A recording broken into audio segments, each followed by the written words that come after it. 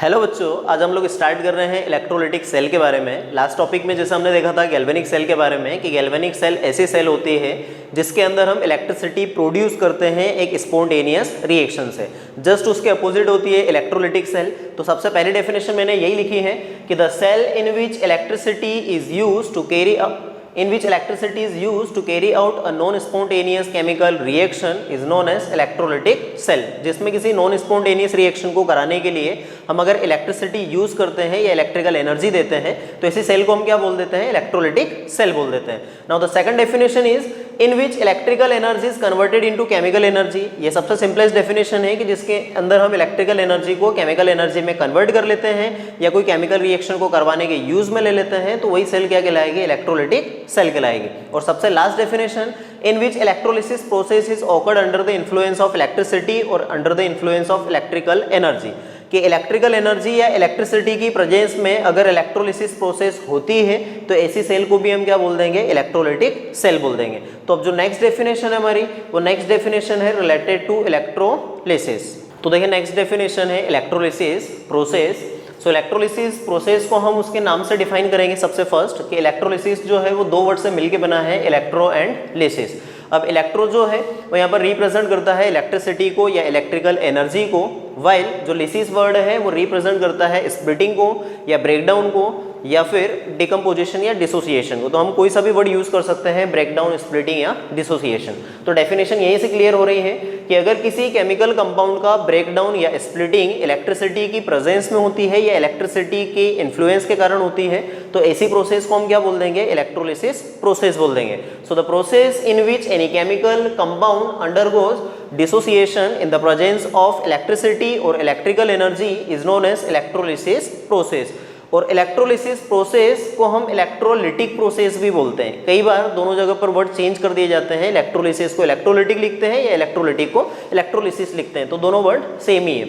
Now the second definition is, ये इसके नाम के कारण हमने एक डेफिनेशन निकाल रखी है और ये जो है ये एक्चुअल में इसके फिजिकल मीनिंग के बेसिस डेफिनेशन बनाई गई है कि मान लीजिए अगर कोई सा एक बीकर ले रखा है, उस बीकर में अगर हम क्या करेंगे? इलेक्ट्रिसिटी पास करेंगे तो जो आयंस का मूवमेंट होगा अपोजिटली चार्ज इलेक्ट्रोड के ऊपर, इट मीन्स कैटायन का मूवमेंट होगा कैथोड की तरफ या एनायन का मूवमेंट होगा एनोड की तरफ। या फिर ये कहें कि पॉजिटिव चार्ज ऑलवेज मूव करेंगे नेगेटिव इलेक्ट्रोड की तरफ वाइल नेगेटिव आयन मूव करेंगे पॉजिटिव इलेक्ट्रोड की तरफ। तो ऐसी प्रोसेस को भी हम क्या बोल देंगे? इलेक्ट्रोलिसिस प्रोसेस बोल देंगे। तो उसी के बेसिस डेफिनेशन है that the movement of ions takes place to the oppositely charge electrode. Oppositely charge electrode से मीनिंग यही है कि कैटायन का मूवमेंट पॉजिटिव होने के कारण नेगेटिव इलेक्ट्रोड पे जाए या नेगेटिव आयंस का मूवमेंट पॉजिटिव इलेक्ट्रोड्स पे हो। तो movement of ions takes place in the to the oppositely charge electrode in the presence of electricity या under the influence of electricity is also known as electrolysis process. तो दो तरीके की definition है, एक उसके हमने नाम से डेफिनेशन बना रखी है और दूसरे उसके फिजिकल मीनिंग के बेसिस डेफिनेशन बना रखी है कि एक्चुअल में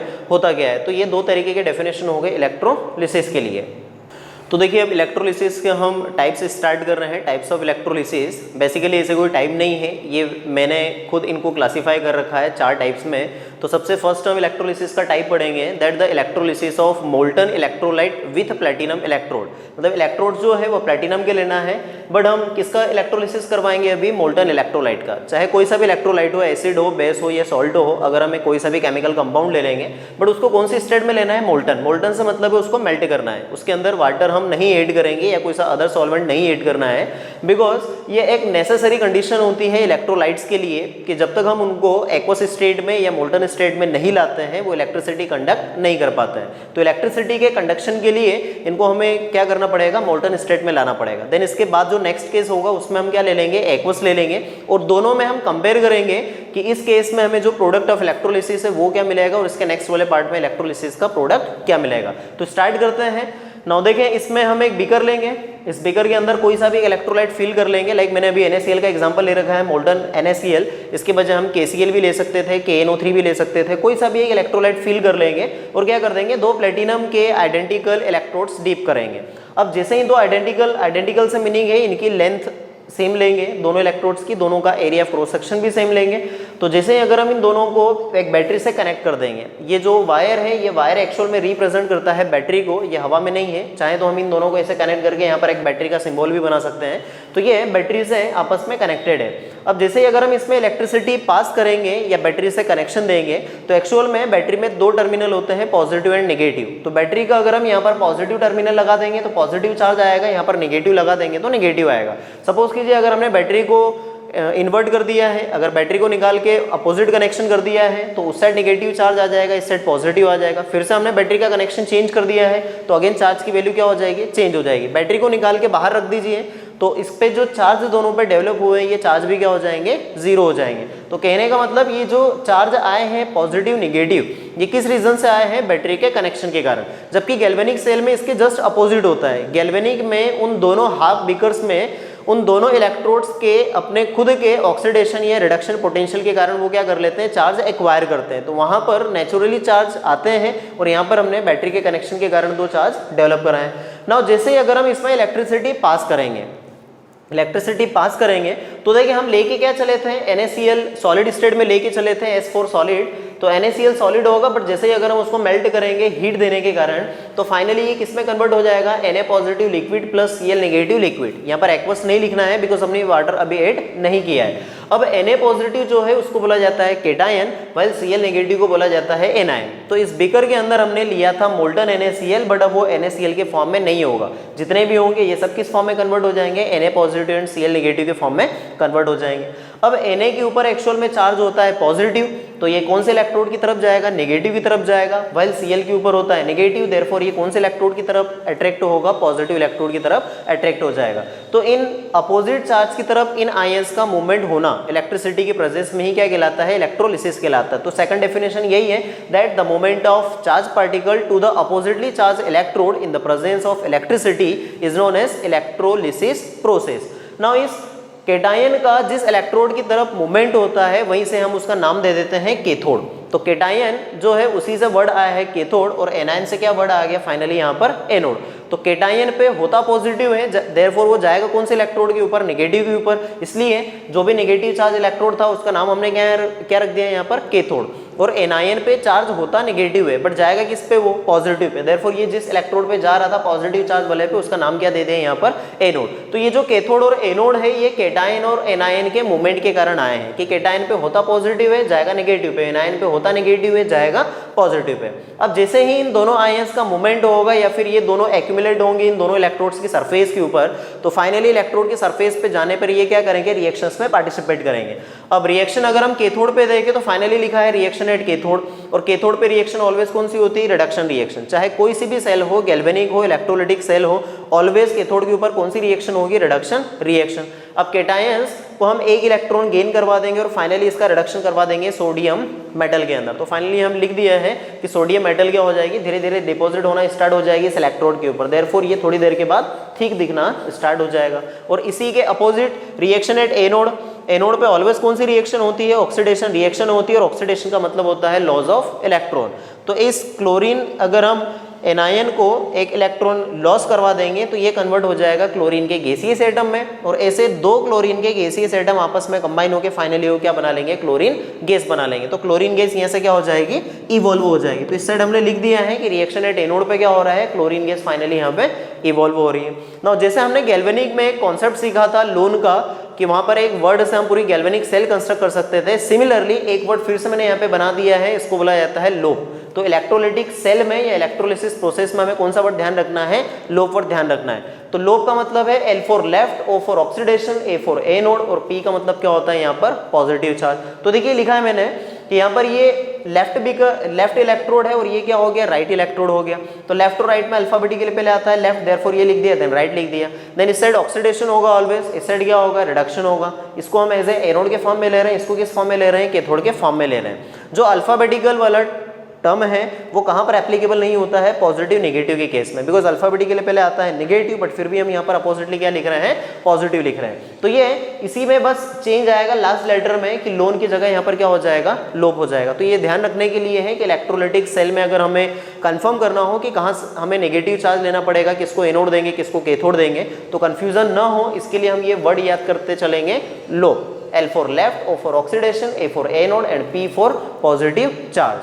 कोई सोचे कि अगर इन दोनों इलेक्ट्रोड्स को हम चेंज कर दें कि क्या लेफ्ट वाले को राइट में कर दें या राइट वाले को लेफ्ट कर देंगे तो तब रिएक्शंस नहीं होंगी, तो रिएक्शंस तब भी होगी। इन इलेक्ट्रोड्स को इंटरचेंज करने पे कोई रिएक्शंस में चेंज नहीं आएगा। ऐसा नहीं है कि ये इलेक्ट्रोड अगर लेफ्ट साइड होगा तभी ऑक्सीडेशन रिएक्शन में पार्टिसिपेट करेगा, ये राइट साइड होगा तभी रिडक्शन में होगा, ये कोई नेसेसरी कंडीशन नहीं है। बट ये सिंप्लीफाई हमने इसलिए कर रखा है ताकि यहाँ पर कोई कंफ्यूजन ना हो कि अगर हमें कोई सा भी एक इलेक्ट्रोलाइट दे दे और उसका इलेक्ट्रोलिसिस करना हो या गैल्वेनिक सेल के बेसिस अगर उसका कंस्ट्रक्शन देखना हो तो कोई कंफ्यूजन ना हो। इसलिए हमने खुद की सेल्फ के लिए ये मेमोराइज करने के लिए क्या कर रखा है, ये लोन या लोप का कॉन्सेप्ट ला रखे हैं। नाउ सबसे लास्ट होगा इसके अंदर प्रोडक्ट ऑफ इलेक्ट्रोलिसिस, कि प्रोडक्ट ऑफ इलेक्ट्रोलिसिस क्या होना चाहिए, तो सबसे लास्ट है प्रोडक्ट ऑफ इलेक्ट्रोलिसिस। अब इसमें देखो एट कैथोड पे क्या हो रहा है, सोडियम डिपॉजिट होते हुए दिख रहा है, वाइल अगर मैं एट एनोड की बात करूं तो एट एनोड पे क्या हो जाएगा, क्लोरीन गैस लिबरेट हो जाएगी। और ये जो केस है इलेक्ट्रोलिसिस का सबसे सिंपलेस्ट केस है, क्यों, क्योंकि यहाँ पर बीकर के अंदर केवल एक केटायन और एक एनायन है, एक केटायन एक एनायन है, देयरफॉर इनमें कोई कंपटीशन नहीं हो रहा है। बट इसके जो नेक्स्ट केस होंगे, second case, third case, fourth case, उनमें क्या होगा, ऑलवेज दो या दो से ज़्यादा आयन होंगे, देयरफॉर उनके बीच में क्या होगा, कंपटीशन होगा। तो ये सिंपल केस है, केटायन एनायन का बस एक ही केटायन है और एक ही एनायन है, दोनों अगर जाएंगे दोनों इलेक्ट्रोड्स के ऊपर तो रिएक्शन करके फाइनल मेजर प्रोडक्ट के फॉर्म में हमें वही मिलेंगे। तो देखिए इलेक्ट्रोलिसिस का सेकंड टाइप है electrolysis of aqueous electrolyte with platinum electrode. अभी हमने क्या किया था, मोल्टन इलेक्ट्रोलाइट ले रखा था, लाइक NaCl KCl को केवल मेल्ट करना था। अब हमें क्या करना है, उन्हें मेल्ट नहीं करना है, एक्वस फेज में लेके आना है, मीन सिंपली उनके अंदर वाटर ऐड करना है। ठीक है, कोई सोचे सॉलिड स्टेट में क्यों नहीं ले सकते हैं, बिकॉज सॉलिड स्टेट में जो आयंस होते हैं वो इलेक्ट्रोस्टैटिक फोर्स के थ्रू, ठीक है, बहुत ज़्यादा टाइटली एक दूसरे से बंधे हुए रहते हैं, इसलिए वो आयंस मूव नहीं कर पाएंगे और जब तक आयन मूवमेंट नहीं करेंगे तब तक इलेक्ट्रिसिटी का मूवमेंट नहीं हो पाएगा। देयरफॉर इलेक्ट्रिसिटी के कंडक्शन के लिए हमें इन्हें क्या करना पड़ेगा, लिक्विड फेस में लेना पड़ेगा, आइदर मोल्टन स्टेट में ले लें या फिर एक्वस स्टेट में ले लें। तो देखिए जैसे अगर हम NaCl के अंदर एक्वस सोल्यूशन अगर ऐड कर दें तो देखिए अगर NaCl के अंदर हम वाटर ऐड कर देंगे तो एक्वस NaCl के अंदर जैसे ही दो इलेक्ट्रोड्स डीप करेंगे प्लैटिनम के, तो अगेन बैटरी के कनेक्शन के कारण एक पे पॉजिटिव चार्ज आ जाएगा, एक पे क्या आ जाएगा, नेगेटिव चार्ज। चाहे तो हम इंटरचेंज भी कर सकते हैं, उस साइड नेगेटिव ले लें, इस साइड पॉजिटिव ले लें, पर इसको याद रखने के लिए हमने एक जनरल टर्म बना रखा है लोप का कॉन्सेप्ट। ठीक है, लोप कॉन्सेप्ट लेके चले हैं। लोप फॉर L का मतलब left, O for oxidation, A for anode and P for positive. तो लोप के कॉन्सेप्ट के अकॉर्डिंग हम इलेक्ट्रोलिसिस को ध्यान रखेंगे कि हमेशा लेफ्ट साइड उसी को लेंगे जिसका ऑक्सीडेशन होगा। ये कंपलसरी कंडीशन नहीं है कि जिसको लेफ्ट साइड लेंगे उसका ऑक्सीडेशन ही होगा। अगर मैं बीकर को उल्टा कर दूंगा, ठीक है, अगर घुमा दूंगा तो उसका मतलब ये नहीं है कि उस साइड फिर ऑक्सीडेशन होना स्टार्ट हो जाएगा। तो ये केवल एक याद रखने के लिए कॉन्सेप्ट बना रखा है, ऐसा नहीं है कि ये कोई नेसेसरी कंडीशन है ऑक्सीडेशन और रिडक्शन के लिए। तो जैसे ही अगर हम एक्वस सॉल्यूशन के अंदर इलेक्ट्रिसिटी पास करेंगे तो देखिए होगा क्या, तो हमने सॉल्यूशन के अंदर बीकर के अंदर NaCl एक्वस ले रखा था और साथ में वाटर उसमें ऐड कर रखा है। तो NaCl वाटर की प्रेजेंस में टूटने के बाद क्या दे देगा, Na पॉजिटिव केटायन और Cl negative anion. Similarly water भी इटसेल्फ में क्या करता है, आयोनाइजेशन में पार्टिसिपेट करता है। तो वाटर अगर आयोनाइज हो जाएगा तो वो बना लेगा H positive cation while OH negative anion. अगर बीकर के अंदर एक से ज़्यादा केटायन होंगे या एक से ज़्यादा एनायन होंगे तो उस केस में फिर मेजर प्रोडक्ट क्या होगा, ठीक है, यही हमें फाइंड आउट करना है। क्या सभी आयंस मेजर प्रोडक्ट के फॉर्म में मिलेंगे या सभी एनायंस मेजर प्रोडक्ट के फॉर्म में मिलेंगे, ठीक है। तो यही हमें फाइंड आउट करना है इन रिडक्शंस पोटेंशियल के बेसिस। नाउ लास्ट वाले केस में क्या था, केवल एक ही केटायन एक एनायन था। तो एक तरीके से ये ऐसा हमें केस दिख रहा था कि एक अकेला क्या हो रहा है, अगर रेस में दौड़ेगा, अगर एक कोई पर्सन अगर अकेला रेस में दौड़ेगा तो ऑब्वियसली वही जीतेगा, ठीक है, कोई कंपटीशन ही नहीं है। तो वही केस पीछे केटायन और एनायन में मिला। बट अभी क्या हो गया, यहाँ पे दो या दो से ज़्यादा केटायन है या दो या दो से ज़्यादा एनायन है। तो अब क्या हो गया, एनायंस और केटायंस के बीच में कॉम्पिटिशन होना स्टार्ट हो गया है। तो उनको हम फाइंड आउट करेंगे on the basis of their reduction potential.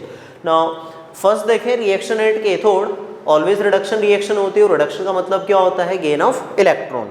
Right. अब Na पॉजिटिव और H पॉजिटिव दोनों इलेक्ट्रॉन्स गेन करेंगे तो कन्वर्ट हो जाएंगे Na सॉलिड के अंदर और हाफ H2 गैस के अंदर। अब इन दोनों में से मेजर प्रोडक्ट कौन सा होना चाहिए, तो हम इनके देखेंगे दोनों के रिडक्शन पोटेंशियल। सोडियम का रिडक्शन पोटेंशियल होता है -2.71 वोल्ट, वाइल हाइड्रोजन का रिडक्शन पोटेंशियल होता है 0.00 वोल्ट। अब इन दोनों के रिडक्शन पोटेंशियल्स में अगर हम देखें तो किसका रिडक्शन पोटेंशियल हमें ज़्यादा दिख रहा है, हाइड्रोजन का रिडक्शन पोटेंशियल ज़्यादा दिख रहा है। और प्रोसेस भी कौन सी होना है, रिडक्शन। तो जिनका रिडक्शन पोटेंशियल ज़्यादा होगा वो रिडक्शन को फेवर करेंगे, देयरफॉर वही क्या हो जाएंगे, एज ए मेजर प्रोडक्ट के फॉर्म में मिल जाएंगे। फिर से इन दोनों में जिनका रिडक्शन पोटेंशियल ज़्यादा होगा वो रिडक्शन को फेवर करेंगे, ज़्यादा से ज़्यादा रिडक्शन में पार्टिसिपेट करेंगे, देयरफॉर हमें वही मेजर प्रोडक्ट के फॉर्म में मिल जाएंगे। तो इसलिए मैंने लिख भी दिया है, दस the reduction potential of hydrogen is greater then the reduction potential of sodium. अब इसको ऐसा नहीं पढ़ेंगे the E note of H positive oblique H2, इसको रिडक्शन पोटेंशियल बोला जाता है, बिकॉज ब्रैकेट के अंदर क्या है, रिडक्शन हो रहा है और ये हमने क्या लिख दिया है, पोटेंशियल लिख दिया है। Therefore the reduction potential of hydrogen is greater than या higher than the reduction potential of sodium, therefore hydrogen gas is liberated at cathode as a major product. Hydrogen gas क्या हो जाएगी, कैथोड के ऊपर as a major product के form में मिल जाएगी। Now the second case is reaction at anode, ठीक है। और एनोड पे ऑलवेज रिएक्शन कौन सी होती है, ऑक्सीडेशन। और ऑक्सीडेशन का मतलब क्या होता है, लॉस ऑफ इलेक्ट्रॉन। अब जैसे दो एनायन थे यहाँ पर, हमारे पास OH नेगेटिव आयन है और कौन सा आयन है यहाँ पे, Cl नेगेटिव आयन है। अब Cl नेगेटिव आयन अगर ऑक्सीडाइज होगा तो ये कन्वर्ट होगा Cl2 के अंदर, वाइल OH नेगेटिव आयन अगर ऑक्सीडाइज होगा तो ये कन्वर्ट होगा H2O plus half O2 plus 2 electron. क्यों सोचे, यहाँ पर हमने एक एक इलेक्ट्रॉन लॉस गेन कराए हैं, यहाँ पर दो दो इलेक्ट्रॉन लॉस हो रहे हैं, तो उसकी कोई दिक्कत नहीं है। आप चाहें तो इन दोनों रिएक्शंस में 2 से मल्टीप्लाई कर दूं या फिर यहाँ पर 2 से डिवाइड कर दूं, ठीक है। ये दोनों के पोटेंशियल पे कोई फर्क नहीं पड़ेगा। कल भी मैंने बताया था कि ये जो स्टैंडर्ड रिडक्शन पोटेंशियल है ये ऑलवेज 1 मोल के अकॉर्डिंग लेके चलते हैं हम, ठीक है। फिर भले आप रिएक्शन में 2 मोल ले लीजिए, 3 मोल ले लीजिए, इसके पोटेंशियल में कोई भी वेरिएशन नहीं आता। ये एक स्पेशल प्रॉपर्टी होती है स्टैंडर्ड रिडक्शन पोटेंशियल की। नॉर्मल पोटेंशियल चेंज होता है, स्टैंडर्ड रिडक्शन पोटेंशियल चेंज नहीं होगा।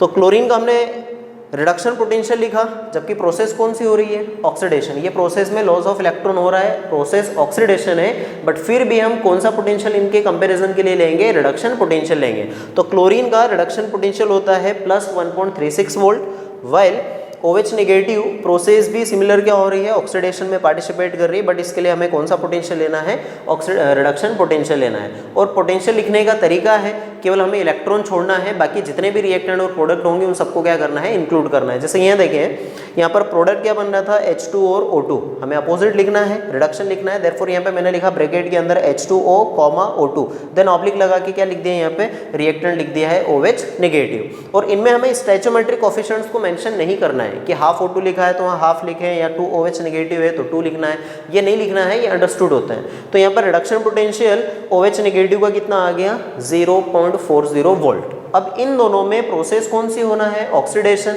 जबकि हम तो पोटेंशियल कौन सा देख रहे हैं, रिडक्शन। तो हम इसको ऐसा पढ़ें कि जिसका ऑक्सीडेशन पोटेंशियल ज़्यादा होगा वो ऑक्सीडेशन को फेवर करेगा, जिसका ऑक्सीडेशन पोटेंशियल ज़्यादा होगा वो ऑक्सीडेशन को फेवर करेगा, या अपोजिट कहें कि जिसका रिडक्शन पोटेंशियल कम हो जाए, जिसका रिडक्शन पोटेंशियल कम हो जाए वो भी ऑक्सीडेशन को क्या करेगा, फेवर करेगा। देयरफॉर इन दोनों में हमें लोअर पोटेंशियल किसके लिए दिख रहा है, OH नेगेटिव के लिए दिख रहा है कि OH नेगेटिव का रिडक्शन पोटेंशियल कम है, मतलब इसका ऑक्सीडेशन पोटेंशियल ज़्यादा होगा। और ऑक्सीडेशन पोटेंशियल अगर आपको फाइंड आउट करना है तो सिंपली इनके आगे क्या कर दो, नेगेटिव साइन लगा दो, फिर चेक कर लो कि -1.36 बड़ा है या -0.40 बड़ा है। तो -0.40 बड़ा होगा, देयरफॉर हमें यहाँ पर मेजर प्रोडक्ट के फॉर्म में कौन सी गैस मिलना चाहिए, ऑक्सीजन गैस। तो ऑक्सीजन गैस लिबरेटेड होना चाहिए एज ए एनोड के ऊपर मेजर प्रोडक्ट के फॉर्म में। बट ये एक एक्सेप्शन का केस है, ठीक है, ये एक एक्सेप्शन में चलता है। एक्सेप्शन यहाँ पर ये है कि हमेशा क्लोरीन का रिडक्शन पोटेंशियल ज़्यादा होता है OH नेगेटिव आयन के कंपेयर में हाइड्रोक्साइड से, बट फिर भी हमें मेजर प्रोडक्ट ऑक्सीजन गैस मिलने के बजाय कौन सी गैस मिलेगी, क्लोरीन गैस मिलेगी। तो ये एक्सेप्शन का रीज़न है। एक्सेप्शन का रीज़न आएगा ड्यू टू ओवर वोल्टेज, ठीक है, इसके लिए हम अलग से लिखेंगे भी। तो इसका रीज़न क्या हो जाएगा, ड्यू टू ओवर वोल्टेज। तो ओवर वोल्टेज के कारण मिलना हमें ऑक्सीजन गैस चाहिए थी, बट ओवर वोल्टेज के कारण कौन सी गैस मिल जाएगी, Cl2 गैस मिल जाएगी। अब ओवर वोल्टेज होता क्या है, ठीक है, ओवर वोल्टेज के वर्ड के नाम से मीनिंग क्लियर है। ओवर वोल्टेज मतलब जितना वोल्टेज हम दोनों आयंस को दे रहे हैं वो आयंस के लिए सफिशिएंट नहीं है, उन्हें क्या हो रहा है, एक एक्स्ट्रा वोल्टेज की रिक्वायरमेंट हो रही है। बट अगर हम एक्स्ट्रा पोटेंशियल नहीं दे रहे हैं, इसीलिए हमें एक्सेप्शन के कारण यहाँ पे प्रोडक्ट क्या हो रहा है, चेंज हो रहा है। और ये केस केवल क्लोरीन के केस में होगा, बाकी अदर आयंस के केस में नहीं होता है। जैसे ये दो केस हैं, Cl नेगेटिव आयन और OH नेगेटिव आयन, ये दोनों आयंस को एक जगह से मूवमेंट करके एक ही इलेक्ट्रोड पे जाना है। मतलब दोनों का इनिशियल पॉइंट भी सेम है, दोनों का फाइनल पॉइंट भी सेम है, पर दोनों में से कौन सा आयन फाइनल इस एनोड के ऊपर पहुंचेगा या ऑक्सीडाइज होगा, तो ये ऑलवेज इन दोनों के बीच में कंपटीशन होगा। और कंपटीशन में देखें हम कि Cl नेगेटिव आयन जो है वो एक थोड़ा स्मॉलर आयन होगा as compare to OH negative, as well as जो हम बैटरी के थ्रू पोटेंशियल दे रहे हैं Cl नेगेटिव के लिए और OH नेगेटिव के लिए, वो पोटेंशियल क्लोरीन के आयन के लिए तो सफिशिएंट है, बट हाइड्रोक्साइड आयन के लिए सफिशिएंट नहीं है। हाइड्रोक्साइड आयन वहाँ तक मूवमेंट करने के लिए एक एक्स्ट्रा पोटेंशियल की रिक्वायरमेंट कर रहा है बैटरी से, जो कि वो उसको दिया नहीं जा रहा है। देयरफॉर इसी पोटेंशियल को हम बोल देते हैं ओवर वोल्टेज, कि हम जितना पोटेंशियल हाइड्रोक्साइड को दे रहे हैं उतना उसके लिए सफिशिएंट नहीं है। तो इसी कॉन्सेप्ट को ओवर वोल्टेज बोलते हैं। देयरफॉर जाने की टेंडेंसी तो OH नेगेटिव की थी, लेकिन वहाँ तक जा नहीं पाएगा, उसकी मोबिलिटी कम होगी, और मोबिलिटी कम होने के कारण पहले कौन पहुँच जाएगा, Cl नेगेटिव। और Cl नेगेटिव अगर पहले पहुँच जाएगा तो उस केस में फाइनल प्रोडक्ट हमें यहाँ पे क्या मिल जाएगा, क्लोरीन गैस मिल जाएगी। तो टेंडेंसी OH की है, बट जा कौन रहा है, Cl नेगेटिव आयन वहाँ पर पहुँचने के बाद में ऑक्सीडाइज होकर फाइनली हमें एनोड के ऊपर कौन सा प्रोडक्ट मिलेगा, क्लोरीन गैस। तो ये एक एक्सेप्शन है, इसको ध्यान रखना है। The reduction potential of chlorine is higher than the reduction potential of hydroxide ion. ठीक है, रिडक्शन पोटेंशियल क्लोरीन का ज़्यादा है, इसलिए ऑक्सीडाइज होने की एबिलिटी किसकी होना चाहिए, ज़्यादा, हाइड्रोक्साइड की। Therefore oxygen gas should be liberated at anode as a major product. Oxygen gas होना चाहिए थी, but exceptionally, however exceptionally chlorine gas is liberated at anode as a major product due to over voltage। ठीक है, तो ये finally यहाँ पर chlorine gas जो है वो एक्सेप्शनली लिबरेट हो जाएगी। तो ये एक एक्सेप्शन है, अब चाहें तो इसको स्पेशली एक्सेप्शनल में लेके चल सकते हैं, ये एक्सेप्शन है। तो exceptionally chlorine gas is liberated at anode as a major product due to over voltage. और ओवर वोल्टेज मैंने आप लोगों को बताया कि ओवर वोल्टेज मतलब बैटरी से जो दोनों आयंस के मूवमेंट के लिए पोटेंशियल मिल रहा है वो Cl के लिए तो सफिशिएंट है, बट OH नेगेटिव आयन के लिए सफिशिएंट नहीं है। देयरफॉर उसको एक हाई रिक्वायरमेंट की पोटेंशियल की रिक्वायरमेंट हो रही है और वो हम दे नहीं रहे हैं, इसलिए Cl माइनस आयन वहाँ पर मूवमेंट कर जाएगा और वो एज ए मेजर प्रोडक्ट के फॉर्म में मिलेगा। Now the product of electrolysis, final product of electrolysis क्या क्या होंगे। ठीक है, तो फाइनल प्रोडक्ट ऑफ इलेक्ट्रोलिसिस देखें, 8 कैथोड पे हमें क्या मिल गया। ठीक है, 8 कैथोड पे अगर हम बात करें तो 8 कैथोड पे है, 8 कैथोड कौन सी गैस लिबरेट हुई है, 8 कैथोड है हाइड्रोजन गैस इज लिबरेटेड और इवॉल्व।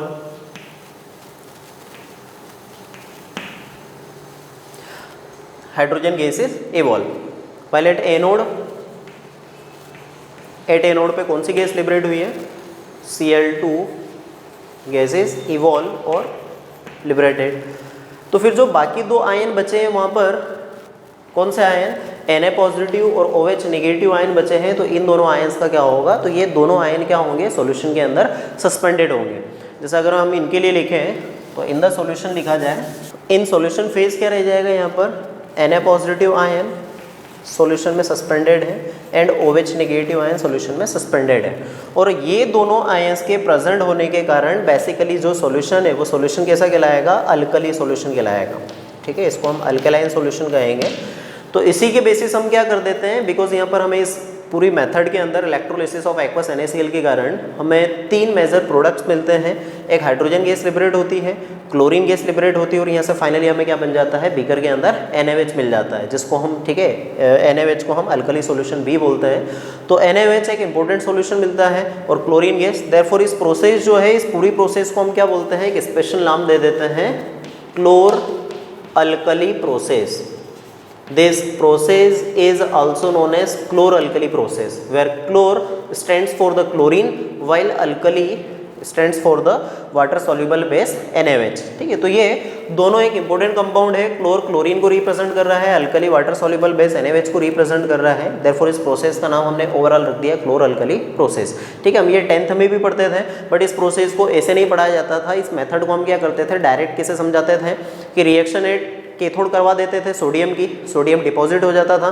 देन लास्ट में हम ये ठीक है पढ़ते थे इसके लिए कि जब सोडियम यहाँ पर डिपॉजिट हो जाएगा उस केस में H पॉजिटिव और OH नेगेटिव को कंसिडर नहीं किया जाता था, देन केवल क्या कंसिडर करते थे Na पॉजिटिव और Cl नेगेटिव को। तो लास्ट में हम ये बोलते थे कैथोड की रिएक्शन के लिए कि जो सोडियम डिपॉजिट हुआ है वो रियल में क्या है, हाईली रिएक्टिव मेटल है, और हाईली रिएक्टिव मेटल वाटर के साथ रिएक्ट करके, हाईली रिएक्टिव मेटल वाटर के साथ रिएक्ट करके फाइनली क्या बना लेते हैं, NaOH plus half H2 gas. ठीक है, तो एनोड के ऊपर तो जो रिएक्शन होना है वो रिएक्शन होगी, बट कैथोड के ऊपर जो रिएक्शन होती थी उसको हम ऐसा समझाते थे कि सोडियम वाटर के साथ रिएक्ट कर लेगा बिकॉज ये हाईली रिएक्टिव मेटल है, तो NaOH और क्या दे देता है, हाइड्रोजन गैस। तो देखिए प्रोडक्ट वापस वही मिल रहे हैं, NaOH यहाँ से आ गया और हाइड्रोजन गैस ऊपर से आ गई, तो फाइनली हमें ये प्रोडक्ट तब भी मिलते थे और इसी प्रोसेस का नाम फिर हम लिखते थे क्लोर अल्कली प्रोसेस। तो कॉन्सेप्ट वही है, बस मेथड को समझाने का तरीका अलग अलग हो गया है। अब हमने इसको क्या किया है, पोटेंशियल के बेसिस लेके चले हैं। चलिए इलेक्ट्रोलिसिस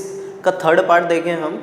ठीक है, electrolysis of aqueous electrolyte with least reactive metal लेके चलना है कि अगर कोई सी लिस्ट रिएक्टिव मेटल है, लिस्ट रिएक्टिव मेटल कौन कौन सी होती हैं, कॉपर, मर्क्यूरी एंड सिल्वर, ये तीन ही मेटल्स होगी जनरली इन रिएक्शंस में पार्टिसिपेट करेगी। जनरली गोल्ड एंड प्लैटिनम भी होता है बट वो इस इलेक्ट्रोलिसिस रिएक्शन में पार्टिसिपेट नहीं कर पाएंगे, इसलिए हम उनको एग्जाम्पल्स में कंसिडर नहीं करेंगे। तो अगर हम इन तीन मेटल्स के यहाँ कोई से भी इलेक्ट्रोलिटिक सॉल्यूशन ले लेंगे, लाइक कॉपर के लिए कॉपर सल्फेट है, ठीक है, मर्क्यूरी का मर्क्यूरी क्लोराइड ले सकते हैं, सिल्वर के लिए सिल्वर नाइट्रेट ले सकते हैं, ठीक है, सिल्वर क्लोराइड नहीं लेंगे, तो सिल्वर नाइट्रेट अगर ले लेंगे तो इन तीनों सॉल्यूशंस को जब हम एक्वा सॉल्यूशन में डिप करेंगे और फाइनली जब प्लैटिनम इलेक्ट्रोड के साथ में रिएक्शन करवाएंगे इलेक्ट्रोलिसिस, तो देखिए फाइनल प्रोडक्ट क्या होगा। अब क्या किया हमने बीकर में, जैसे नॉर्मली सभी सॉल्यूशंस ले रहे थे वैसे एक्वस कॉपर सल्फेट का सॉल्यूशन ले लिया है। लोप वाला कॉन्सेप्ट लगाना है, means left side oxidation anode और पॉजिटिव चार्ज होगा, राइट। तो सॉल्यूशन में दो टाइप के आयंस प्रेजेंट होंगे, दो कैटायंस भी होंगे और दो क्या होंगे, एनायंस भी होंगे इस रिएक्शन के अकॉर्डिंग।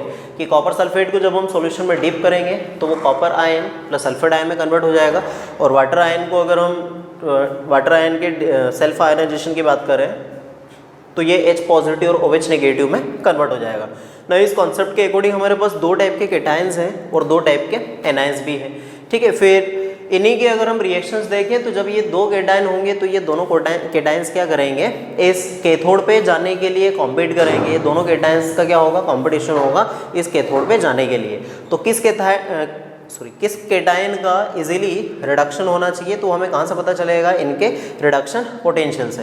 तो रिएक्शन एट कैथोड लिखा है हमने, रिडक्शन रिएक्शन होगी और रिडक्शन का मतलब गेन ऑफ इलेक्ट्रॉन होगा, राइट। दो टाइप की रिएक्शंस हैं, एक कैटायन अगर कॉपर की बात करें या हाइड्रोजन की बात करें, दोनों इलेक्ट्रॉन्स गेन करेंगे और दोनों अपने अलग अलग स्टेट में, स्टैंडर्ड स्टेट्स में रिड्यूस हो जाएंगे। तो फाइनली कॉपर का रिडक्शन पोटेंशियल लिखा है प्लस 0.34 वोल्ट, वाइल हाइड्रोजन का रिडक्शन पोटेंशियल लिखा है हमने 0.00 वोल्ट।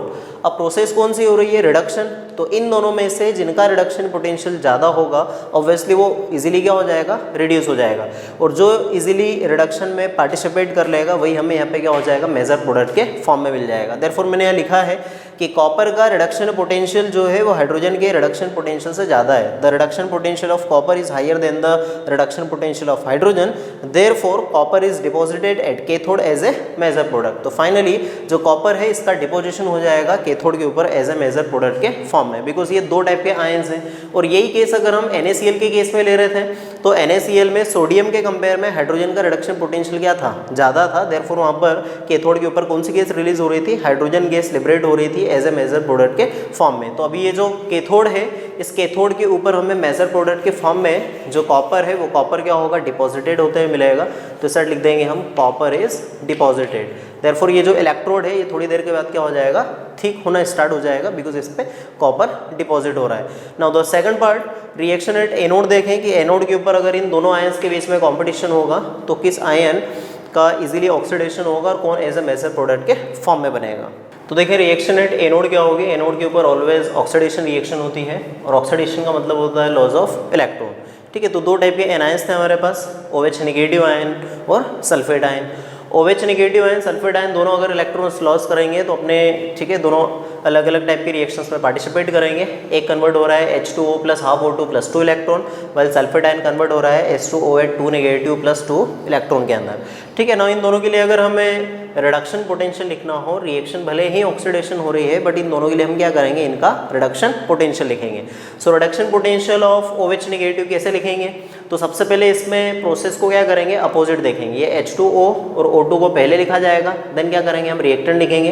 यहाँ पर भी हमने H2O 2 नेगेटिव को लिखा है, देन फिर क्या कर रखा है, सल्फेट आयन को लिखा है। इन दोनों का रिडक्शन पोटेंशियल लिख दिया है कि इस हाइड्रोक्साइड आयन के ऑक्सीडेशन पोटेंशियल की वैल्यू होती है -0.40, ये रिडक्शन की वैल्यू का है 0.40, और सल्फेट के रिडक्शन पोटेंशियल की वैल्यू होती है 1.98 वोल्ट। अब इन दोनों में प्रोसेस एक्चुअल में कौन सी होना है, oxidation reaction.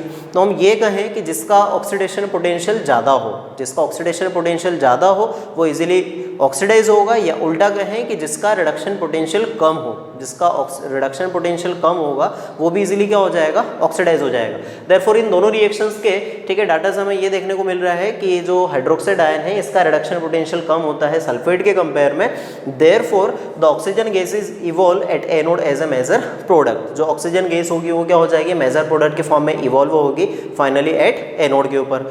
Now finally the product of electrolysis is given as that at cathode the copper metal is deposited while at anode the oxygen gas is evolved। ठीक है, तो फाइनली हमें दो मिल जाएंगे, और जो दो आयन बाकी बच जाएंगे उनका क्या होगा, तो इस सॉल्यूशन के अंदर केवल बच जाएगा यहाँ पर H पॉजिटिव आयन और दूसरा आयन रह जाएगा यहाँ पर सल्फेट आयन। तो दोनों सॉल्यूशन के अंदर सस्पेंडेड रहेंगे, और अगर इनमें से हम जितना भी वाटर है उसको अगर बाहर निकाल लेंगे, डिहाइड्रेटेड कर देंगे, तो फाइनली हमारे पास H2SO4 की क्रिस्टल्स आ जाएगी, H2SO4 सब्सटेंस सॉल्यूशन बन जाएगा। तो ये H2SO4 यहाँ पर सॉल्यूशन के अंदर रह जाएगा, बाकी ये जो दोनों प्रोडक्ट हैं ये दोनों प्रोडक्ट क्या हो जाएंगे, बाहर रिलीज हो जाएंगे। ठीक है, तो ये हो गया third case, electrolysis of aqueous electrolyte of least reactive metal. इसके पहले हमने जो केस पढ़ा था वो हाईली रिएक्टिव मेटल से रिलेटेड था, अभी हमने लीस्ट रिएक्टिव मेटल का केस देखा। नाउ अब एक थर्ड केस और पढ़ते हैं जिसमें हम सेम मेटल का इलेक्ट्रोलाइट लेंगे। जैसे अगर कॉपर सल्फेट ले रखा है तो उसमें कॉपर का ही इलेक्ट्रोड लेंगे, अगर जिंक सल्फेट है तो जिंक सल्फेट का इलेक्ट्रोड लेंगे। तो देखिए फोर्थ केस हम पढ़े, electrolysis of aqueous electrolyte with the same metal electrode. For example अगर हम कॉपर सल्फेट का सॉल्यूशन लेंगे तो उसमें कॉपर इलेक्ट्रोड डीप करेंगे, अगर जिंक सल्फेट सॉल्यूशन है तो जिंक इलेक्ट्रोड डीप करना है, अगर सिल्वर नाइट्रेट सॉल्यूशन है तो उसमें सिल्वर का इलेक्ट्रोड डीप करेंगे, अगर आयरन सल्फेट का सॉल्यूशन ले रखा है तो उसमें आयरन का इलेक्ट्रोड डीप करना है। मतलब जो प्लैटिनम इलेक्ट्रोड ले रहे थे वो दोनों इलेक्ट्रोड्स को अब रिप्लेस करना है विद द सेम मेटल, मतलब जिस भी मेटल का हमने इलेक्ट्रोलाइट ले रखा है वो लेंगे। ठीक है, तो जैसे अगर हम इन केसेस में इन दोनों इलेक्ट्रोड्स को लेके चलेंगे, ठीक है, सॉल्यूशन के साथ में, तो जैसा एक्वस कॉपर सल्फेट लेंगे तो ये भी सेम वे में डिसोसिएट हो जाएगा, Cu2 positive plus SO4 2 negative, water में सिमिलरली कन्वर्ट हो जाएगा H positive and OH negative के अंदर। ना ये दोनों केटायंस और ये दोनों एनायंस हैं। केटायंस जिस इलेक्ट्रोड पे जाते हैं उसका हम नाम क्या रख देते हैं, कैथोड, वाइल एनायन जिस इलेक्ट्रोड पे जाता है उसका नाम क्या रख देते हैं, एनोड। अब केटायन पे होता क्या है, पॉजिटिव चार्ज, देयरफॉर जिस इलेक्ट्रोड पे जाएगा उस पर ऑब्वियसली चार्ज क्या होना चाहिए, नेगेटिव। वाइल एनायन पे होता नेगेटिव है तो वो जाएगा कहाँ पर, पॉजिटिव के ऊपर। ठीक, now next the reaction at cathode क्या होगी, तो कैथोड के ऊपर रिएक्शन होगी ऑलवेज रिडक्शन रिएक्शन। और जैसा अभी हमने इसके जस्ट पीछे वाला केस देखा है, same as it is reaction लिखी है, सेम प्रोडक्ट लिखा है, कोई भी चेंज नहीं है। तो दोनों केटायंस है, दोनों केटायंस का रिडक्शन होगा दो इलेक्ट्रॉन गेन करके, तो फाइनली ये कन्वर्ट होगा कॉपर सॉलिड के अंदर और ये कन्वर्ट हो जाएगा हाइड्रोजन गैस के अंदर। कॉपर का जो रिडक्शन पोटेंशियल है वो है 0.34 वोल्ट, वाइल हाइड्रोजन का रिडक्शन पोटेंशियल है 0.00 वोल्ट। अब इन दोनों में प्रोसेस होना है रिडक्शन, तो जिसका रिडक्शन पोटेंशियल ज़्यादा होगा उसका इजीली क्या हो जाएगा, रिडक्शन हो जाएगा। देयरफॉर यहाँ पर कॉपर जो है वो उसका रिडक्शन पोटेंशियल हायर होने के कारण कॉपर इजीली क्या हो जाएगा, रिड्यूस हो जाएगा। So the reduction potential of copper is higher than the reduction potential of hydrogen, therefore copper is deposited at cathode as a major product. ठीक है, तो ये हो गया कॉपर के लिए कि कॉपर अगर डिपॉजिट रिडक्शन पोटेंशियल ज़्यादा है तो वो कैथोड के ऊपर मेजर प्रोडक्ट के फॉर्म में मिलेगा। देखिए रिएक्शन एट एनोड क्या होगी, एनोड के ऊपर रिएक्शन ऑलवेज होती है ऑक्सीडेशन रिएक्शन। ना इस सॉल्यूशन के अंदर जब कॉपर सल्फेट और वाटर अगर टूटेगा तो दो टाइप के आयंस प्रेजेंट होंगे, OH negative ion and sulphate ion. अब होगा क्या इन दोनों के केस में कि ये दोनों तो ऑक्सीडेशन में पार्टिसिपेट करके H2O plus half O2 plus 2 electron या H2O 2 नेगेटिव या 2 इलेक्ट्रॉन में कन्वर्ट हो जाएंगे और इनका रिडक्शन पोटेंशियल होगा, हाइड्रोक्साइड के लिए ऑक्सीडेशन पोटेंशियल होता है माइनस, देयरफॉर ये हो जाएगा प्लस 0.40, वाइल सल्फर के केस में रिडक्शन पोटेंशियल हो जाएगा 1.98 वोल्ट। ना अगर हम कॉपर की बात कर रहे हैं तो अभी तक हम यहाँ पर क्या लेते थे, हमेशा प्लैटिनम का इलेक्ट्रोड लेते थे, बट अब हमने क्या कर लिया है, सेम मेटल का इलेक्ट्रोड ले लिया है। और अगर सेम मेटल का इलेक्ट्रोड ले लिया है तो ये पॉसिबिलिटी बनती है कि वो मेटल भी क्या कर सके, उस रिएक्शन में पार्टिसिपेट कर सके। अब यहाँ पर ठीक है जो कॉपर है वो कॉपर भी पार्टिसिपेट करने की टेंडेंसी रखेगा। तो हमने कॉपर का पोटेंशियल चेक किया कि ऑक्सीडेशन पोटेंशियल, अगर ऑक्सीडेशन हो रहा है तो रिडक्शन पोटेंशियल कितना होगा, तो इसका रिडक्शन पोटेंशियल निकल के आता है 0.34 वोल्ट। अब इन तीनों में अगर हम कंपेयर करें तो तीनों में ऑक्सीडेशन रिएक्शन हो रही है, देयरफॉर सभी में सबसे ज़्यादा जिसका ऑक्सीडेशन पोटेंशियल है वो इजीली क्या कर जाएगा, ऑक्सीडेशन में पार्टिसिपेट करेगा, या इसके अपोजिट जिसका रिडक्शन पोटेंशियल सबसे कम हो। अब इन तीनों में रिडक्शन पोटेंशियल सबसे कम हमें किसका दिख रहा है, यहाँ पर कॉपर का दिख रहा है। देयरफॉर कॉपर जो है वो इजीली ऑक्सीडेशन में पार्टिसिपेट कर जाएगा और फाइनल हमें मेजर प्रोडक्ट के फॉर्म में मिलेगा। अब मेजर प्रोडक्ट के फॉर्म में मिलेगा तो होगा क्या कि जो कॉपर इलेक्ट्रोड है ये कंटिन्यूसली धीरे धीरे सॉल्यूशन में क्या होगा, डिसॉल्व होना स्टार्ट कर देगा, जिसको हम बोलते हैं डिसोल्यूशन प्रोसेस। तो ये सॉल्यूशन में डिसॉल्व होगा, वाइल जो कॉपर आएगा as well as copper sulphate के फॉर्म में जो ऑलरेडी कॉपर वहाँ पर प्रेजेंट है वो, इन दोनों में से कोई से भी कॉपर आयंस क्या करेंगे, इस साइड डिपोजिट होना स्टार्ट हो जाएंगे। तो एक तरीके से हमें प्रोसेस ये लगेगी कि उस साइड से कंटिन्यूसली एनोड से कॉपर आयंस आ रहे हैं, सॉल्यूशन में आए और वही सॉल्यूशन से आके किससे डिपॉजिट हो गए, इस कैथोड इलेक्ट्रोड के ऊपर डिपॉजिट हो गए। तो जो copper electrode as a anode के फॉर्म है वो थोड़ी देर के बाद थिन हो जाएगा, वही जो कैथोड के फॉर्म में ले रखा है ये थोड़ी देर के बाद क्या हो जाएगा, ठीक हो जाएगा। तो ये सभी के केस में ये प्रोबेबिलिटी बनती है। अगर हम किसी भी मेटल इलेक्ट्रोड की बात करते हैं, चाहे वो जिंक सल्फेट के केस में जिंक इलेक्ट्रोड ले लें या सिल्वर के केस में सिल्वर इलेक्ट्रोड ले लें, तो सभी के केस में यही होगा कि जो एज ए एनोड के फॉर्म में ले रखा है वो सॉल्यूशन में ऑलवेज डिसॉल्व होना स्टार्ट करेगा, वही जो हमने एज ए कैथोड ले रखा है वहाँ पर कंटिन्यूसली उसका डिपोजिशन होगा। और यही केस मैं आपको बताऊँ कि ये जनरली हम क्या करते थे, ठीक है 10th में भी पढ़ते थे और अभी 12th में भी इसको हम जनरल प्रिंसिपल में पढ़ेंगे प्यूरिफिकेशन मेथड के केस में कि इलेक्ट्रोलाइटिक रिफाइनिंग कैसे करते हैं। तो अगर हम यहाँ पर इम्प्योर कॉपर ले लेते हैं, बाय चांस इम्प्योर कॉपर का इलेक्ट्रोड ले लेते हैं, तो जितनी भी इम्प्योरिटी रहती है, अब इम्प्योरिटी पे तो कोई चार्ज होता नहीं है क्योंकि ये जैसे ही डिसॉल्व हो रहा है तो इस कॉपर पे क्या है 2 पॉजिटिव चार्ज है, तो पॉजिटिव चार्ज होने के कारण ये नेगेटिव इलेक्ट्रोड की तरफ क्या हो रहा है, अट्रैक्ट हो रहा है। बट इम्प्योरिटी पे कोई चार्ज नहीं होता है, देयरफॉर वो इम्प्योरिटीज क्या हो जाती है, ऐसे आके नीचे बॉटम में सेटल डाउन हो जाती है। और ये इम्प्योरिटीज कहाँ पर सेटल डाउन हो रही है, एनोड के जस्ट नीचे हो रही है, देयरफॉर इसको हम क्या बोलते हैं, एनोड इम्प्योरिटीज भी बोलते हैं या एनोड मड भी बोलते हैं। ठीक है, तो ये इसके बारे में हमने पढ़ा होगा कि ये जो एनोड के नीचे मड पार्टिकल्स मिलते हैं इसको क्या बोला जाता है, एनोड मड। तो एनोड के जस्ट नीचे मिलेगी और एनोड मड के अंदर कुछ मेटल्स होगी लाइक निकल, क्रोमियम, ठीक है, सिल्वर, ये कुछ ऐसे मेटल्स मिलती हैं हमें यहाँ पर कॉपर के प्यूरिफिकेशन में। तो यही 4 टाइप के क्लासिफिकेशन हो गए। फर्स्ट हमें किसी भी मेटल के इलेक्ट्रोलाइट का लेना है, वो भी मोल्टन लेना है। सेकंड केस में एक्वस लेना है बट हाईली रिएक्टिव या मॉडरेट रिएक्टिव मेटल्स की बात करेंगे। थर्ड केस में जो ले रखे हैं हम लीस्ट रिएक्टिव मेटल का प्लेटिनम के साथ लेंगे और सबसे लास्ट केस में किसी भी मेटल का लेंगे, चाहे मॉडरेट हाईली रिएक्टिव हो, मॉडरेट रिएक्टिव हो या लीस्ट रिएक्टिव हो, बट उसमें हम क्या करेंगे, सेम मेटल का इलेक्ट्रोलाइट सेम मेटल का एज ए इलेक्ट्रोड ले लेंगे। तो ये 4 केसेस हो गए। अब इन चारों का मैं कंक्लूजन आपको बताता हूँ कि चारों का हम कंक्लूजन डायरेक्ट कैसे पहचाने। तो जैसे देखिए, अगर मोल्टन इलेक्ट्रोलाइट दे रखा है, मोल्टन इलेक्ट्रोलाइट होगा तो ऑलवेज क्या होगा, एक ही केटायन और एक एनायन सॉल्यूशन में प्रेजेंट होगा। अब एक ही केटायन और एक ही एनायन है तो ऑलवेज उसमें कोई सोचने की जरूरत ही नहीं है। केटायन को डायरेक्ट हम लिख देंगे कैथोड के ऊपर एज ए मेजर प्रोडक्ट के फॉर्म में, वाइल एनायन को लिख देंगे एज ए एनोड के ऊपर, एनोड के ऊपर लिख देंगे एज ए मेजर प्रोडक्ट के फॉर्म में। ये सबसे पहला केस सबसे सिंपलेस्ट है, कोई उसमें ठीक है कंफ्यूजन ही नहीं है। सबसे लास्ट केस की अगर मैं बात करूं जिसमें हम सेम मेटल इलेक्ट्रोड लेते हैं, तो उस केस में भी सिंपल केस बनेगा कि जो मेटल एज ए एनोड के फॉर्म में रहेगा वो हमेशा क्या करेगा, डिसोल्यूशन में पार्टिसिपेट करेगा। जो मेटल रहेगी वो ऑलवेज डिसोल्यूशन मेथड में पार्टिसिपेट करेगी या फिर वो सोल्यूशन में डिसोल्व हो जाएगी।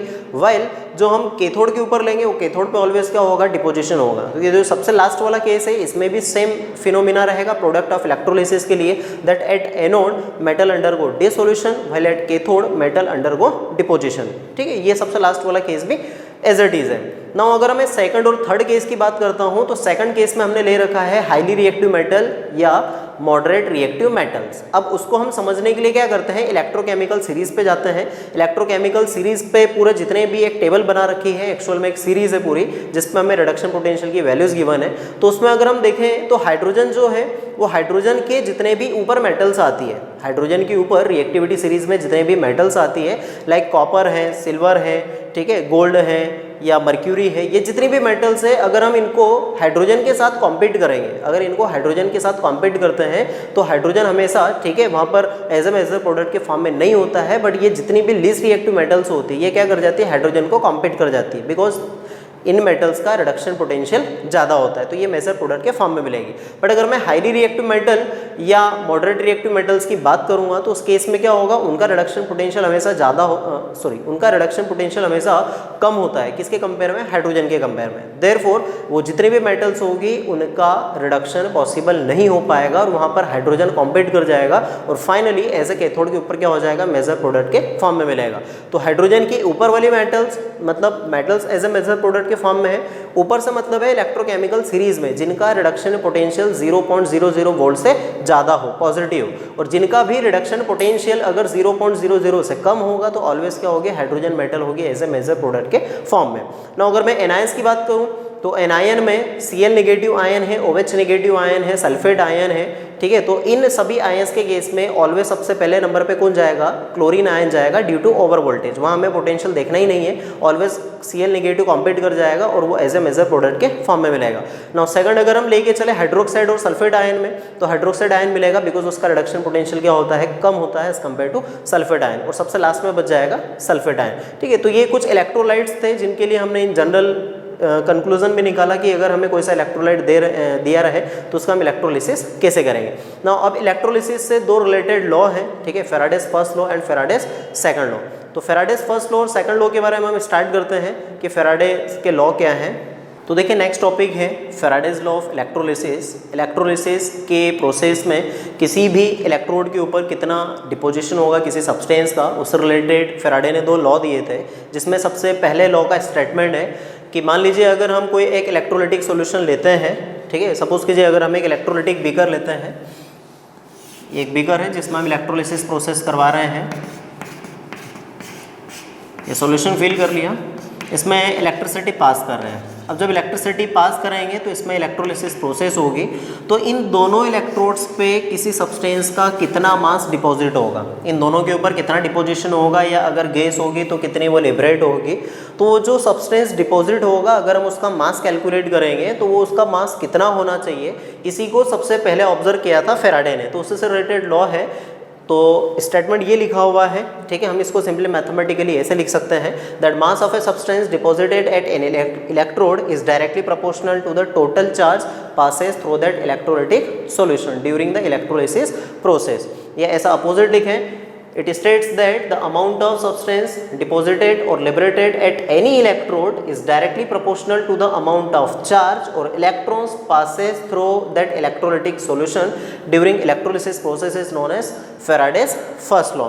ठीक है, मैथमेटिकली ये लिख दिया है ना, यहाँ से ऊपर से m आ गया, इस साइड से हमने q ले लिया। अब नॉर्मली जब प्रोपोर्शनलिटी हटाते हैं तो एक कांस्टेंट k लगाते हैं, बट यहाँ पर k लगाने के बजाय हमने क्या लगा दिया है, z, where Z is known as electrochemical equivalent। Z को क्या बोलते हैं, इलेक्ट्रोकेमिकल इक्विवेलेंट बोला जाता है। तो ये एक नया कांस्टेंट दे दिया था फेराडे ने। तो ये फेराडे के फर्स्ट लॉ के बेसिस से हम कैलकुलेट करते हैं कि अगर हम मान लीजिए इसमें ज़्यादा चार्ज पास करेंगे तो ज़्यादा सब्सटेंस का डिपोजिशन होगा, अगर कम पास करेंगे तो ऑब्वियसली इसमें सब्सटेंस का जो मास डिपोजिट होगा वो क्या हो जाएगा, कम हो जाएगा। सपोज कीजिए एक एग्जाम्पल लेके चलते हैं, जैसे सोडियम है, Na positive plus electron converted into Na।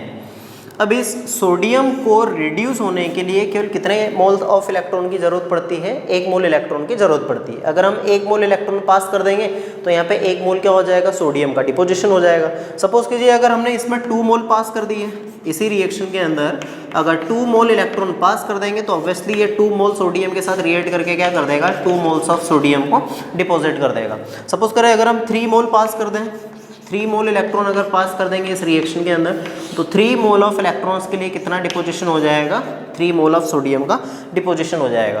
तो जितने ज़्यादा इलेक्ट्रॉन्स पास करेंगे या जितने चार्जेस पास करेंगे उस सब्सटेंस का डिपोजिशन भी क्या होगा, पर्टिकुलर इलेक्ट्रोड के ऊपर ज़्यादा होगा, चाहे वो एनोड पे हो या कैथोड पे हो। दो में से किसी भी इलेक्ट्रोड को अगर हम कंपेयर करेंगे तो ऑलवेज जितने ज़्यादा इलेक्ट्रॉन पास करें या चार्जेस पास करेंगे तो ऑब्वियसली उस सब्सटेंस का डिपोजिट होने वाला मास भी क्या होगा, ज़्यादा होगा। तो यही कहलाता है फेराडेज फर्स्ट लॉ। अब इसी स्टेटमेंट को अगर हम करंट और टाइम के रिस्पेक्ट में लिखना चाहें तो देखें, और इसको कैसे लिख सकते हैं। तो देखिए अगर हम इसको करंट और टाइम के रिस्पेक्ट में लिखें तो कैसे स्टेटमेंट लिखा जाएगा, we know that I is equal to Q by T, therefore this implies that Q is equal to I into T. ठीक है, ये इंप्लाई करेगा कि यहाँ पर जो टोटल चार्ज है वो किसके बराबर होगा, आई इंटू टी के प्रोडक्ट के बराबर होगा। ना अगर स्टेटमेंट देखें तो हमारे पीछे स्टेटमेंट लिखा था that according to Faraday's first law m is always equal to z into Q. So from this relation q की अगर वैल्यू हम सब्सटीट्यूट कर देंगे so m becomes equal to z into I into T. तो हमारे पास एक नया statement आ जाएगा किसके रिस्पेक्ट में, करंट और टाइम के रिस्पेक्ट में। अब यहाँ से अगर हम स्टेटमेंट बनाना चाहें तो अपोजिट स्टेटमेंट भी बना सकते थे। अभी हम क्या कर रहे थे, प्रोपोर्शनलिटी हटाने के बाद कांस्टेंट लगा रहे थे। अब स्टेटमेंट बनाने के लिए हम क्या कर देंगे, इस z को हटा देंगे तो इन दोनों के बीच में क्या आ जाएगा, प्रोपोर्शनलिटी का साइन आ जाएगा। तो m जो है वो i के और m टाइम के कैसे हो जाएगा, डायरेक्टली प्रोपोर्शनल हो जाएगा। तो यहाँ से अब हम क्या करेंगे, स्टेटमेंट बनाएंगे, जब दोनों को हम ऐड कर देंगे तो m is directly proportional to I into T होगा। ऑब्वियसली प्रोपोर्शनलिटी हटाएंगे तो वापस कांस्टेंट क्या लग जाएगा, z लग जाएगा। तो जनरली हम क्या करते हैं, प्रोपोर्शनलिटी हटा के कांस्टेंट लगाते हैं। अब हम उल्टा कर रहे हैं, कांस्टेंट हटा के प्रोपोर्शनलिटी लगा दी। तो एक स्टेटमेंट यहाँ से भी आ जाएगा फैराडे के लिए, दैट इसका इस तरीके से स्टेटमेंट लिखेंगे that the amount of substance deposited at an electrode during electrolysis process, the amount of substance deposited और liberated at any electrode during electrolysis process is directly proportional to the amount of current, is directly proportional to the amount of current passes through that electrolytic solution as well as, ठीक है, हम statement में किसको mention करेंगे, time period के लिए भी करेंगे। ठीक है, as well as is also depends on the time period for which the current passes through that solution. तो कितने टाइम के लिए पास की जाएगी करंट, ये भी मैटर करता है। ठीक है, अगर करंट ज़्यादा पास कर रहे हैं लेकिन कम टाइम के लिए कर रहे हैं, 1 सेकंड 2 सेकंड 5 सेकंड, ठीक है, और वहीं पर एक जगह करंट कम पास कर रहे हैं लेकिन ज़्यादा टाइम के लिए पास करते हैं 1 आवर 2 आवर, तो ये टाइम पे भी डिपेंड करता है कि एक्चुअल में हम कितनी देर के लिए, ठीक है, उस बीकर में करंट पास कर रहे हैं। तो जितनी ज़्यादा करंट पास करेंगे, जितने ज़्यादा टाइम के लिए पास करेंगे तो रिएक्शन ज़्यादा से ज़्यादा होगी, और जितनी ज़्यादा रिएक्शन होगी उस सब्सटेंस का डिपॉजिट होने वाला मास भी क्या हो जाएगा, ज़्यादा हो जाएगा। तो ये फैराडे के फर्स्ट लॉ के अकॉर्डिंग किसी सब्सटेंस का जो डिपॉजिटेड मास होता है वो ऑलवेज क्या होता है, करंट और टाइम के प्रोपोर्शनल होता है, या उल्टा कहें कि वो हमेशा क्यू के कैसा होगा, डायरेक्टली प्रोपोर्शनल होगा। तो ये कहलाएगा फैराडेज फर्स्ट लॉ। अब फर्स्ट लॉ के अकॉर्डिंग हमें क्या करना है, ये जो z लिखा हुआ है इस z को भी एक्सप्लेन करना है। ठीक है, अब z को कैसे एक्सप्लेन किया जाए, तो जब भी अगर हमें z को एक्सप्लेन करना होगा तो ये दोनों जो स्टेटमेंट लिखे हैं इन दोनों स्टेटमेंट के बेसिस लिखेंगे। ठीक है, अगर z को हमें एक्सप्लेन करना है, that define electrochemical equivalent, electrochemical equivalent. अगर इलेक्ट्रोकेमिकल इक्विवेलेंट को हमें डिफाइन करना हो तो कैसे करेंगे, तो इन दोनों स्टेटमेंट के बेसिस हम लेके चल सकते हैं। ठीक है, from first relation m is equal to Z Q, m is equal to Z Q वाले रिलेशन से देखें, अगर हम यहाँ पर इस q की वैल्यू को क्या कर देंगे, 1 सब्सटीट्यूट कर देंगे। If q becomes equal to 1 coulomb, अगर q की वैल्यू 1 कूलम हो जाएगी तो उस केस में z जो है वो किसके बराबर हो जाएगा, m के बराबर आ जाएगा। और m क्या है, उस डिपॉजिटेड या लिबरेटेड सब्सटेंस का मास है।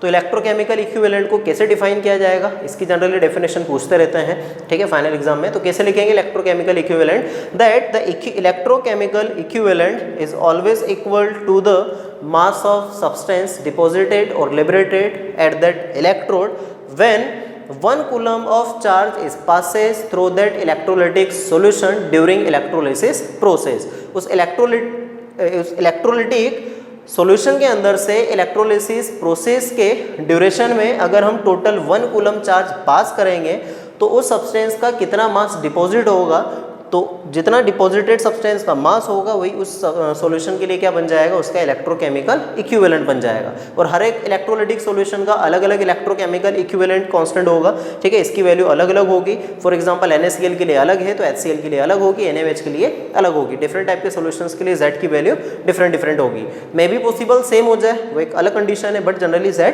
डिफरेंट होगा। नाउ सेकंड जो फार्मूला है, सेकंड फार्मूला हम पढ़ते हैं m is equal to Z into I into T.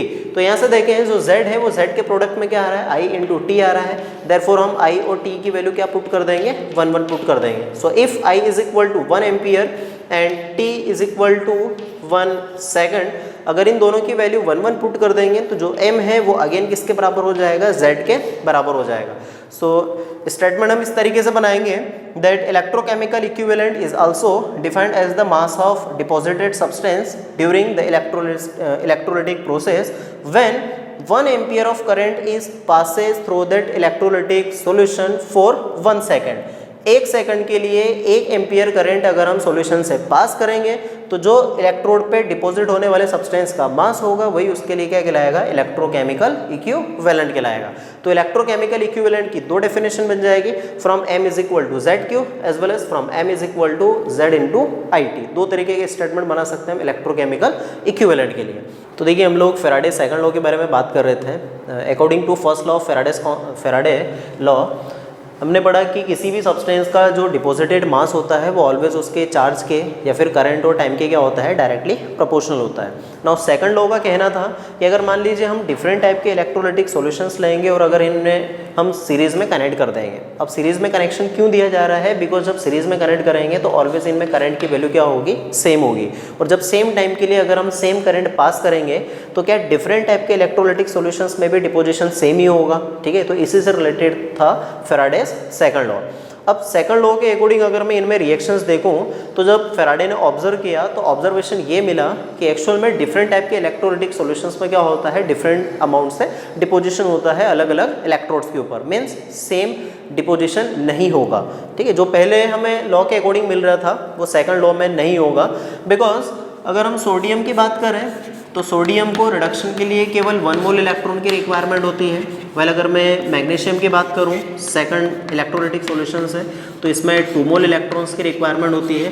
Well अगर हम एल्यूमिनियम की बात करेंगे तो एल्यूमिनियम में कितने मोल इलेक्ट्रॉन्स की रिक्वायरमेंट हो रही है, 3 मोल इलेक्ट्रॉन की रिक्वायरमेंट हो रही है।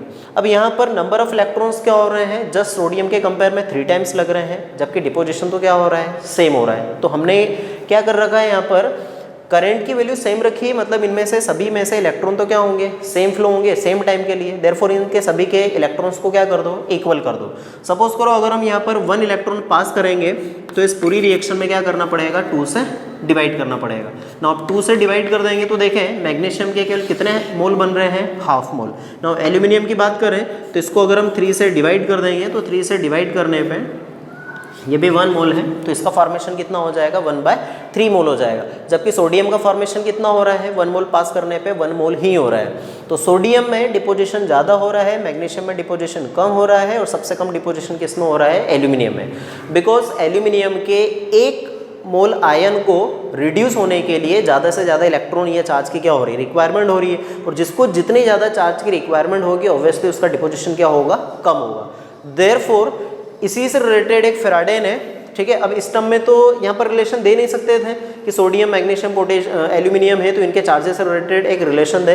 तो फेराडे ने क्या किया, इसको इक्विवेलेंट मास से कोरिलेट कर दिया। इसको क्या कर दिया, इक्विवेलेंट मास से कोरिलेट कर दिया कि किसी भी इलेक्ट्रोड के ऊपर डिपॉजिट होने वाले जो सब्सटेंस का मास रहेगा, किसी भी इलेक्ट्रोड पे डिपॉजिट होने वाले जो सब्सटेंस का मास रहेगा वो किस चीज़ पे डिपेंड करेगा, उसके इक्विवेलेंट मास पे डिपेंड करेगा।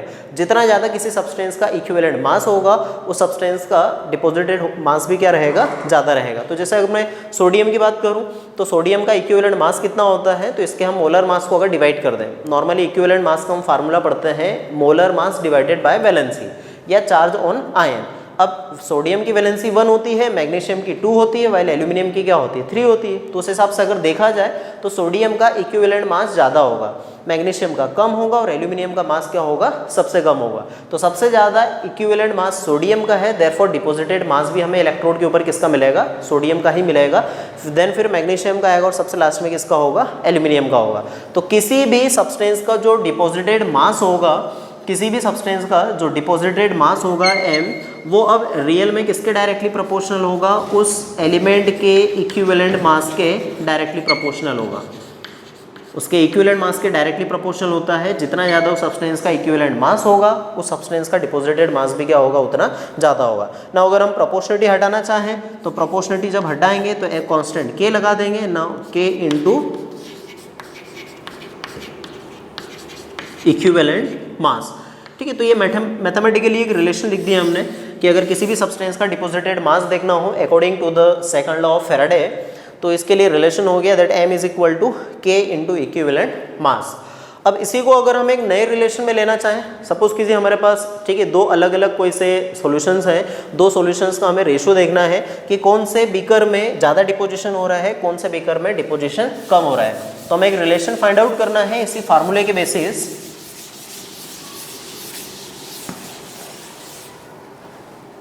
सपोज कीजिए हमारे पास दो सॉल्यूशन है, उनमें अगर हमें कंपेयर करना है उनके इक्विवेलेंट मास के लिए, तो यहाँ सर देखें, फर्स्ट है डिपॉजिटेड मास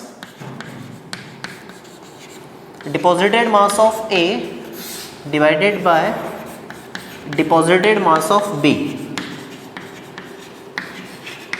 A और B हमने दो केमिकल सब्सटेंस ले लिए जिसमें A और B का मास क्या हो रहा है, डिपॉजिट हो रहा है।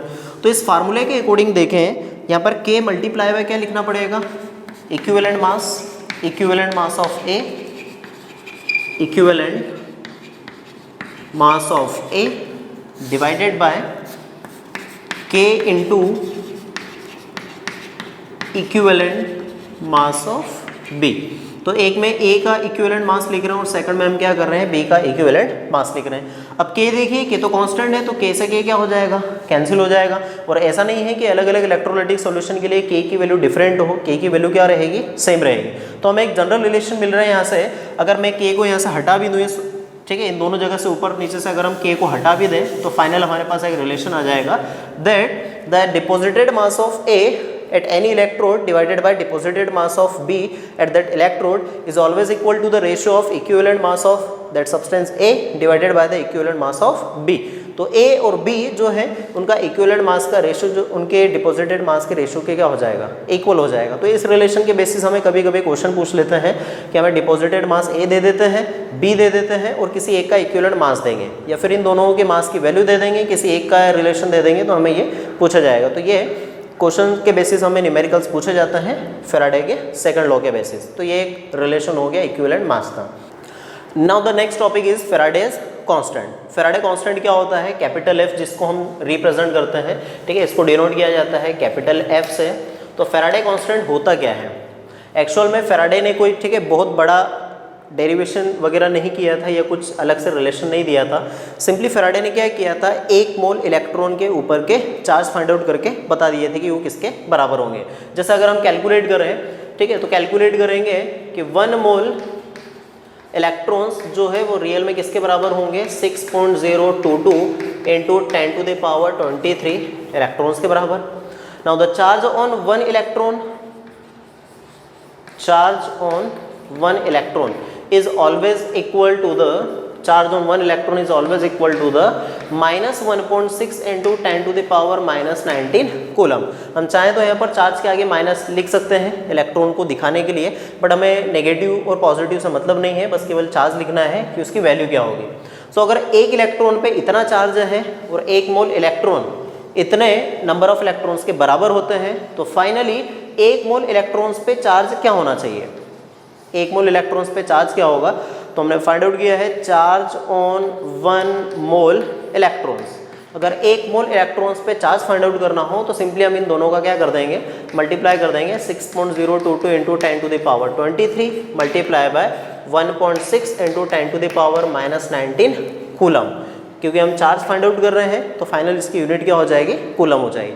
जब इसको सॉल्व किया जाएगा, चार्ज ऑन 1 मोल इलेक्ट्रॉन्स, जब इसको सॉल्व किया जाएगा तो हमें फाइनल वैल्यू मिलती है 96485 कूलम के अप्रॉक्सीमेटली। ठीक है, इसकी वैल्यू हमें क्या मिलेगी, 965,485 के इक्वल मिलती है।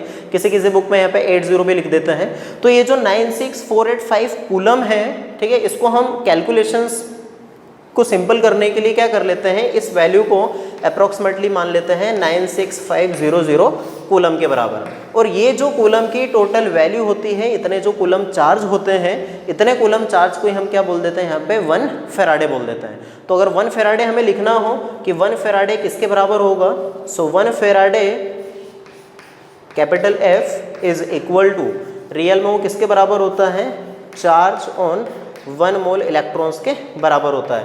और 1 मोल इलेक्ट्रॉन्स के ऊपर जो चार्ज है वो किसके बराबर होता है, 96500 कूलम के बराबर होता है। तो ये तरीका होता है, ठीक है, फाइंड आउट करने का फेराडेस कांस्टेंट के लिए। तो फेराडे कांस्टेंट अगर हमें वैल्यू ध्यान भी ना रहे तो हम कैलकुलेट कर सकते हैं, बस सिंपली आपको 1 मोल इलेक्ट्रॉन्स के ऊपर चार्ज फाइंड आउट करके लाना है। और ये ध्यान रखना कि एक्चुअल वैल्यू तो ये है, बट इसको हम कैलकुलेशंस के लिए, सिंप्लीफिकेशन के लिए क्या कर देते हैं, सिंप्लीफाई करने के लिए 96500 कूलम लिख देते हैं, राइट। तो ये हो गया 1 फेराडे के लिए। अब सपोज कीजिए अगर हमें 2 फेराडे लिखना हो तो सभी जगह 2 से मल्टीप्लाई हो जाएगा, 3 फेराडे लिखना हो 3 से मल्टीप्लाई कर देंगे। तो ऐसे ही अगर हमें एग्जाम्पल दिए जाते हैं, क्वेश्चंस, ठीक है, दिए जाते हैं कि सपोज करो अगर हमें 1 मोल कॉपर फॉर्म करना है कॉपर सल्फेट से, तो हमें कितने फेराडे इलेक्ट्रिसिटी यूज़ में लगेगी, कितनी इलेक्ट्रिसिटी लगेगी। तो एक क्वेश्चन दे रखा है, इसी के बेसिस सपोज कीजिए 3 एग्जाम्पल है, इसमें हमें फाइंड आउट करना है कि सोडियम, मैग्नीशियम, एल्यूमिनियम के रिडक्शन के लिए कितने फेराडे इलेक्ट्रिसिटी लगेगी या कितने कूलम इलेक्ट्रिसिटी लगेगी। तो जैसे सोडियम के 1 मोल के लिए टोटल कितने इलेक्ट्रॉन्स लगते हैं, 1 मोल इलेक्ट्रॉन्स। यहाँ पे एक इलेक्ट्रॉन काउंट नहीं करेंगे इसको, ये रिएक्शन है और रिएक्शन में हमेशा ये किसको रिप्रेजेंट करता है, 1 मोल को। ये कितना लिखा हुआ है, 2 मोल, और ये लास्ट में कितना लिखा हुआ है, 3 मोल। जब 1 मोल इलेक्ट्रॉन पास करेंगे इट मीन्स 1 फेराडे पास कर रहे हैं, 2 मोल मीन्स 2 फेराडे, 3 मोल मीन्स 3 फेराडे।